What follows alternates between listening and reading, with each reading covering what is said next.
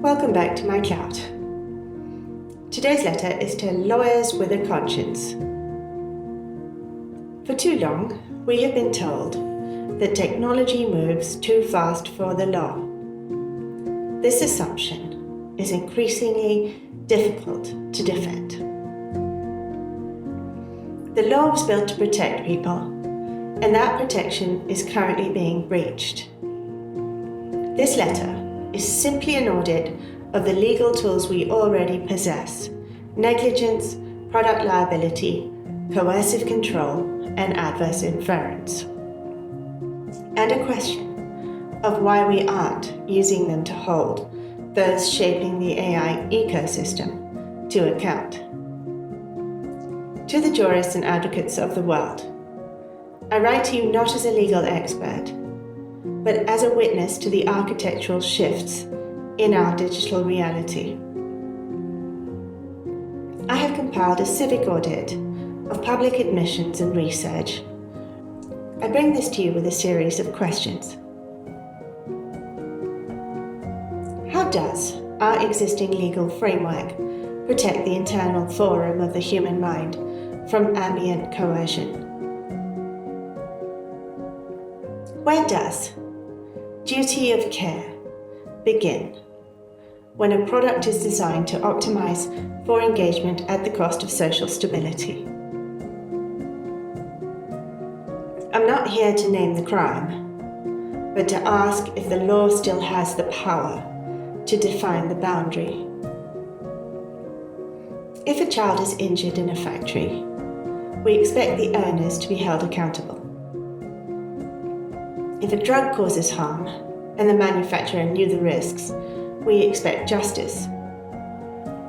If an online stalker sends a hit list to a brutal regime and a journalist ends up dead, should we call it complicity?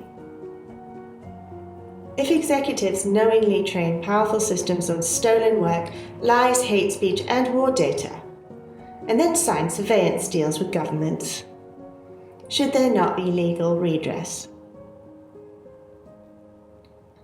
Where are the limits of corporate immunity? Where is the line between innovation and reckless endangerment? What laws protect workers in the minds of the DRC, the ghost laborers behind AI,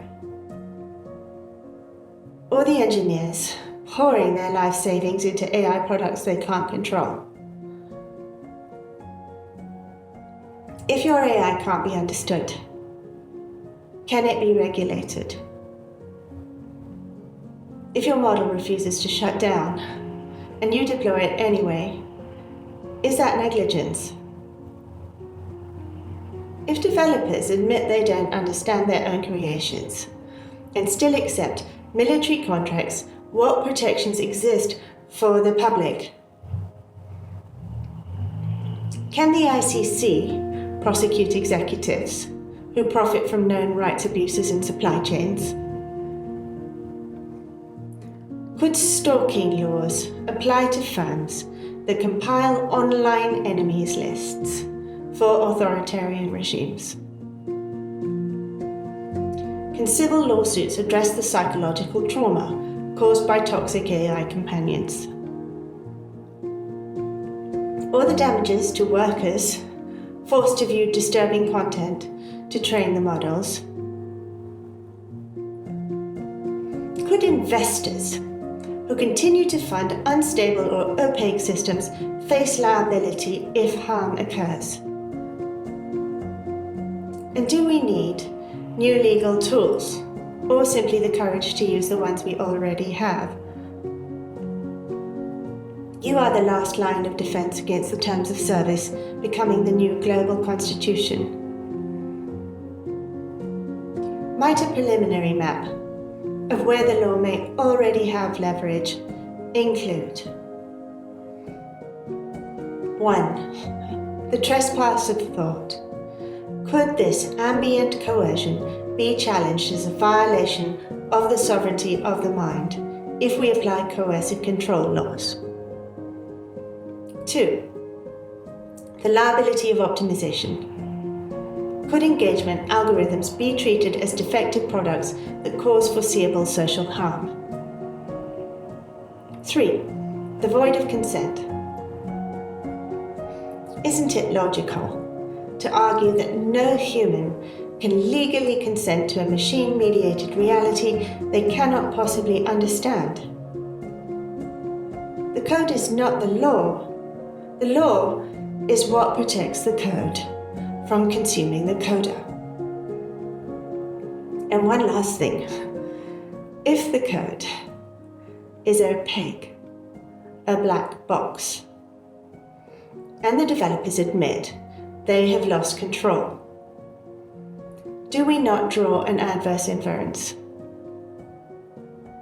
If they cannot show us the stones inside the model, should the law not be entitled to draw an adverse inference where transparency is either refused or unavailable? We're not asking you to agree with all of this.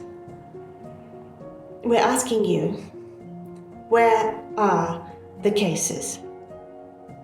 Because if these questions cannot be asked in court, then the law is no longer ours. Respectfully, our finale is for the future. Thank you to anyone who listened.